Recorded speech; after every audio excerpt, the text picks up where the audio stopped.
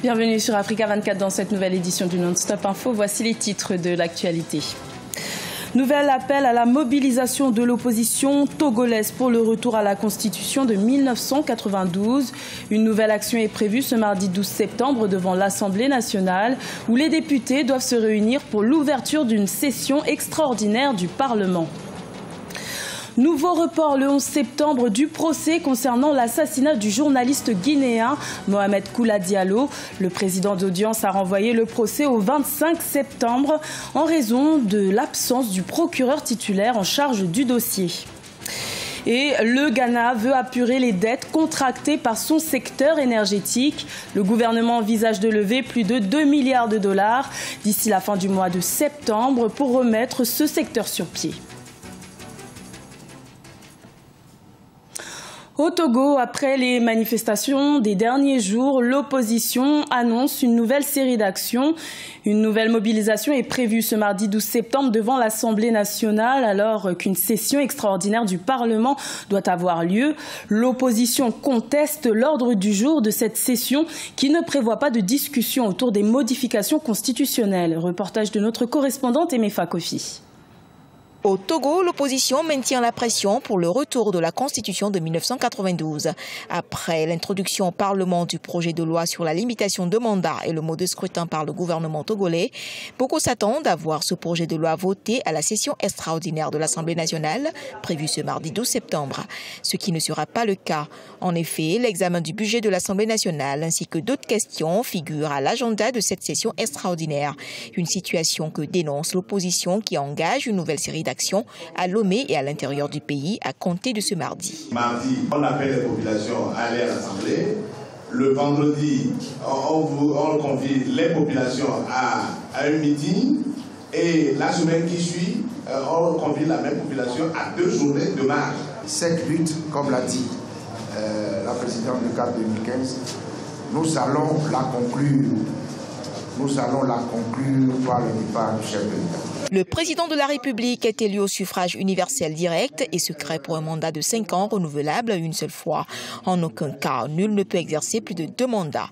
Cet article de la Constitution de 1992 n'est pas du goût du parti au pouvoir, selon les leaders politiques de l'opposition. Du côté de la société civile, on dénonce une certaine lenteur de l'Assemblée nationale à se pencher sur la question. Nous regrettons le fait que depuis que ces revendications sont portées, qu'à ce jour, l'Assemblée nationale ne s'est pas encore réunie, quand nous savons pertinemment que dans notre pays, nous avons vécu des moments où spontanément l'Assemblée s'est retrouvée pour statuer sur des modifications de notre Constitution. Si nous parlons de paix pour notre pays, nous devons poser des actes qui matérialisent cette paix. Les jours à venir s'annoncent donc mouvementés au sein de la classe politique togolaise. L'opposition de son côté se sent galvanisée ces derniers jours par le soutien de plusieurs personnalités en Afrique. Le dernier en date est celui de l'ancien président nigérian, Olusegun Obasanjo, qui a invité le président Faure Gnassingbé à démissionner. Et justement, la situation politique interne au Togo serait la raison officielle du report annoncé du sommet Israël-Afrique qui devait se dérouler dans le pays du 23 au 27 octobre 2017. Un sommet qui devait se tenir pour la première fois au Togo et qui devait marquer le rapprochement entre Israël et une dizaine de pays africains. En Guinée, le procès concernant l'assassinat du journaliste Mohamed Koula Diallo devait initialement s'ouvrir ce lundi 11 septembre, mais sur décision du président d'audience, il a été renvoyé au 25 septembre. Une décision contestée par les avocats de la défense qui ont réclamé la libération provisoire de leurs clients sans obtenir gain de cause. Reportage de notre correspondant Emmanuel Milimono. Les proches du journaliste Mohamed Koula Diallo devront encore patienter durant 2 semaines. Le tribunal de première instance de Dixine à Conakry, la capitale guinéenne où se tient le procès, a reporté les audiences pour le lundi 25 septembre 2017. La faute à l'absence du procureur principal et la non-maîtrise du dossier par son substitut. Pendant que nos clients sont en train de mourir à petit feu dans l'injustice totale en prison, hélas, le dossier a été renvoyé. Ce qui viole le principe sacro-saint du ministère public qui est l'unicité et l'interchangeabilité. Pour la défense, les motifs invoqués pour justifier ce report ne sont pas suffisants, d'autant plus qu'ils prolongent la détention des accusés. La demande de mise en liberté provisoire formulée a par ailleurs été rejetée par la Cour. Les dispositions du Code de procédure pénale sont claires. La mise en liberté provisoire peut être refusée si la détention est l'unique moyen pour conserver les preuves de l'infraction qui a été commise, ou alors pour empêcher que les troubles qui ont été causés lors de la commission de l'infraction ne soient renouvelés. Mohamed Koula Diallo, journaliste du site internet guinée7.com, a été atteint d'une balle le vendredi 6 février 2016 à l'entrée du siège de l'Union des forces démocratiques de Guinée, UFDG, parti du chef de file de l'opposition, celui d'Alain Diallo. Au moins 3 personnes sont poursuivies dans ce dossier, dont des membres de la garde rapprochée du principal leader de l'opposition. Ils sont actuellement détenus à la prison civile de Conakry. Lever plus de 2 milliards de dollars d'ici fin septembre 2017. C'est ce que prévoit de faire le gouvernement ghanéen pour apurer les dettes contractées dans son secteur énergétique. Cette opération se fera sur le plan national et international et sera menée par 2 banques. Ibrahima Djoumaba. Au Ghana, le gouvernement s'active pour réduire la dette publique. L'exécutif ghanéen envisage de lever 10 milliards de cédis pour éponger les dettes du secteur énergétique. L'État compte payer près de 2 milliards de dollars à ses fournisseurs de combustible et aux banques commerciales. Le ministère des Finances est mobilisé pour conclure cette opération de levée de fonds sur le plan national et international. Nous travaillons d'arrache-pied pour cela. Des tournées ont déjà été faites en Angleterre notamment il y a environ 1 mois. Nous avons également organisé des rencontres ici au Ghana afin d'effectuer des travaux de structuration. Nous espérons être en mesure d'ici la fin septembre de lever ces fonds. Au mois de mai 2017, le gouvernement ghanéen avait porté son choix sur Fidelity Bank et la Standard Chartered Bank pour la levée de fonds. Pour leur part, les banques créancières fondent beaucoup d'espoir sur cette opération qui permettra de relancer la croissance de l'économie.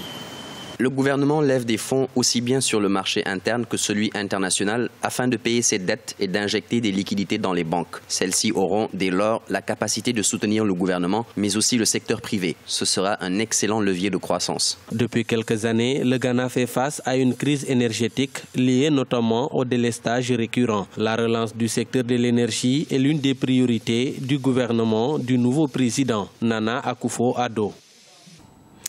À la rencontre d'une artiste plasticienne nigérienne à peine 23 ans, Fatouma Aya Akine a plus de 2500 œuvres à son actif et combine avec succès peinture, sculpture et mode. Elle porte désormais le rêve de créer une maison pour promouvoir l'art dans son pays. Reportage de notre correspondant Sadou Alizé Mokhtar.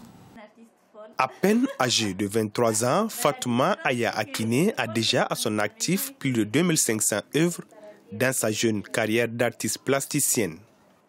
Femme conservatrice et respectueuse de la culture africaine, Fatouma Aya Akine, qui est née au Niger et grandie au Mali, utilise des matériaux en fonction de ses inspirations. Le charbon, le henné, la peinture traditionnelle et synthétique, le crayon sont entre autres utilisés dans ses œuvres. Fatouma est une passionnée des arts plastiques dès son tendre âge. J'ai commencé à dessiner mes propres personnages. Je n'achetais plus des poupées, je dessinais même mes propres personnages. Et puis, avec la petite sœur de ma maman, on jouait à ça. On a même donné un nom qui s'appelle « Faire parler les personnes ». Si on veut jouer, on dit « Allez, viens, on va faire parler les personnes ». Et j'ai confectionné mes propres jeux, alors c'est comme ça que c'est venu. Et après, au lycée, je voulais m'orienter vers la médecine. Et un de mes professeurs qui a remarqué que je dessine beaucoup et il m'a proposé de faire le concours d'entrée au conservatoire à Bamako. De son passage au conservatoire des arts et métiers multimédia Bala Kouyaté de Bamako, où elle a décroché en 2005 sa licence en sculpture, à sa vie professionnelle, Fatouma Aya Akine ne se donne pas de limite dans ses créations, combinant pour la production de ses œuvres la peinture, la sculpture, le design, mais aussi la mode. Je fais beaucoup ressortir ma touche féminine, donc je travaille beaucoup sur la femme et je suis souvent aussi très violente avec les couleurs. J'ai tendance à beaucoup utiliser le rouge, le noir, surtout le noir foncé à l'état brut. Tout peut m'inspirer, les mots qu'on prononce, le regard qu'on fait et voilà, comme je l'ai dit dans mes rêves, voilà, si j'ai des images comme ça, j'essaie de les reproduire pour garder un souvenir, pas pour autre chose. Et voilà, tout peut m'inspirer, tout. Avec un style qui s'apparente aussi bien à l'abstrait, au symbolisme, au surréalisme ou à la décoration, les créations de Fatma ont été exposées aussi bien au Niger, au Mali, au Burkina Faso, au Bénin, au Sénégal et en Europe. Aujourd'hui, ce jeune prodige nigérien rêve de créer une maison d'artistes afin de promouvoir l'art dans son pays. Ce journal a été réalisé par l'ensemble de la rédaction. Merci de votre fidélité. Retrouvez dans un instant une nouvelle édition de l'information sur Africa 24.